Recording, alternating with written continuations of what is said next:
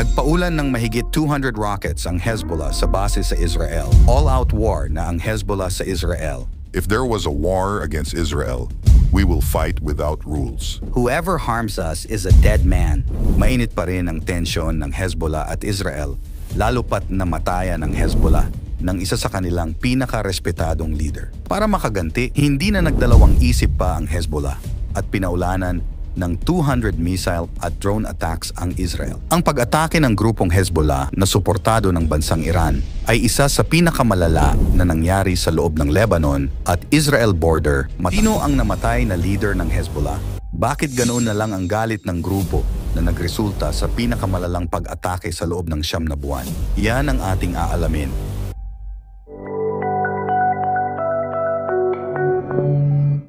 Nagpaulan ng mahigit 200 rockets ang Hezbollah noong July 4, 2024 patungo sa mga base militar sa Israel bilang ganti sa isang pag-atake na pumatay sa isa sa kanilang pinaka-respetadong pinuno.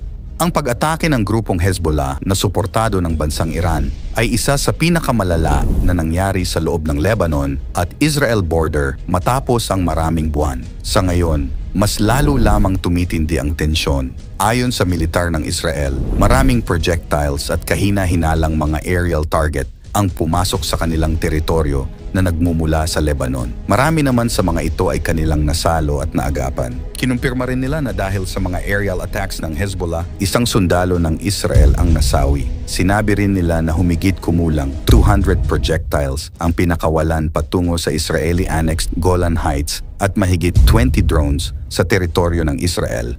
Ngunit ilan sa mga ito ay kanila namang nasalo. Matapos ang pag-atake ng Hezbollah, tinarget ng Israel ang iba't ibang bayan sa Timog Lebanon. Ayon sa militar ng Israel, tinamaan nila ang mga military structures ng Hezbollah sa mga bayan sa Timog na Ramyeh at Houla. Ayon sa National News Agency ng Lebanon, isang pag-atake ng drone ng Israel sa Houla ang pumatay sa hindi bababa sa isang katao. Nagpatunog din ng sonic boom ang mga jet ng Israel sa kabisera ng Lebanon, Beirut at iba pang lugar sa bansa.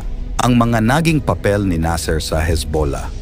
Noong July 3, 2024, inamin ng Israel na pinatay nila si Mohammad Naameh Nasser. Ang pinatay na leader ay namuno sa isa sa 3 regional divisions ng Hezbollah sa Southern Lebanon. Si Nasser ay isa sa mga most senior figures na namatay dahil sa alitan. Namatay si Nasser dahil sa ginawang airstrike ng Israel sa may southern Lebanese city of Tyre. Sinabi ng militar ng Israel na si Nasser ang namuno sa Aziz unit ng Hezbollah na responsable sa pagpapakawala ng mga rockets mula sa Timog Kanlurang Lebanon. Inakusahan din ito na siya ang nagdirekta ng mga malalaking terror attacks. Bukod dito, si Nasser ay kilala rin sa kanyang papel sa pagdukot sa 2 Israeli Defense Force reservists noong 2006 na sina Ehud Goldwasser at Eldad Regev. Isang insidente na nag-udyok sa 34-araw na digmaan sa pagitan ng Israel at Hezbollah. Simula noong 2016, pinamunuan niya ang mga military operations ng Hezbollah laban sa Israel at patuloy na pinalalakas ang mga kakayahan ng grupo sa larangan ng digmaan. Ang kanyang pamumuno ay nagresulta sa maraming matagumpay na operasyong militar, kabilang na ang paggamit ng mga advanced anti-tank missiles at iba pang armas laban sa mga puwersang Israel. Inilarawan din siya bilang katumbas ni Taleb Sami Abdullah, ang kumander ng isa pang unit na ang pagkamatay noong nakaraang buwan ay nag-udyok sa Hezbollah na magpakawala ng mahigit 200 rockets at missiles patungo sa hilagang bahagi ng Israel sa loob ng isang araw. Ang pagkamatay ni Nasser ay ikatlo ng insidente ng pagkamatay ng mga high-ranking officials sa loob ng 9 na buwan. Mula pa noong October 7, hindi na napigilan pa ang sunod-sunod na pag-atake at pagpapaulan ng mga bala sa Israel-Lebanon border. Nagsimula ito nung nagsimula ang Israel-Hamas war sa Gaza. Ayon sa grupo, ang pag-atake ng Hezbollah ay sinasabing bilang pagpapakita ng suporta sa grupo ng Palestine na sinusuportahan din ng bansang Iran. Ang grupong Hezbollah at Hamas ay parehong kinikilala ng mga bansang Israel, US, UK at ng marami pang bansa bilang mga teroristang grupo. Sa ngayon, mahigit 400 na ang napaslang sa Lebanon. Karamihan sa mga namatay ay mga Hezbollah fighters. 25 naman dito ay nagmumula sa Israel na ang iba ay mga sibilyang nadamay.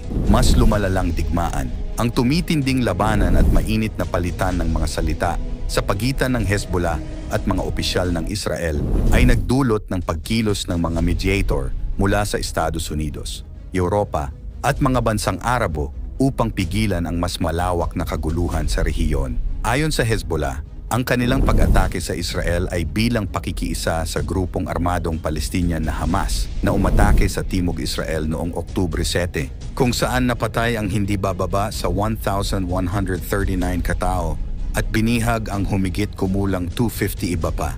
Bilang tugon, naglunsad ang Israel ng walang limitasyong pag-atake sa Gaza. Mahigit 38,000 katao ang napatay, karamihan ay mga bata at kababaihan. Sa pilitang pinaalis ang halos 2 milyong tao ng paulit-ulit. Ngayon, tumataas ang tensyon sa pagitan ng Israel at Hezbollah. Sinabi ng mga opisyal ng Israel na maaari silang makipagdigma sa Lebanon kung mabigo ang mga diplomatikong pag-uusap. Tinatayang ang sagupaan sa Lebanon-Israel border ay nagresulta sa pagkamatay ng hindi bababa sa 496 katao sa Lebanon. Karamihan sa mga ito ay mga sundalo, pero 95 dito ay mga sibilyan. Sa panig ng Israel, hindi bababa sa 15 sundalo at 11 sibilyan naman ang namatay. Nagsalita at nagbigay ng babala ang isa sa senior leader ng Hezbollah na si Hashem Safieddin noong Huwebes sa libing ng yumaong leader na si Nasser sa Beirut. Aniya, The response to the assassination of the dear leader Hajj Abu Nimah, Nasser, started last night and quickly.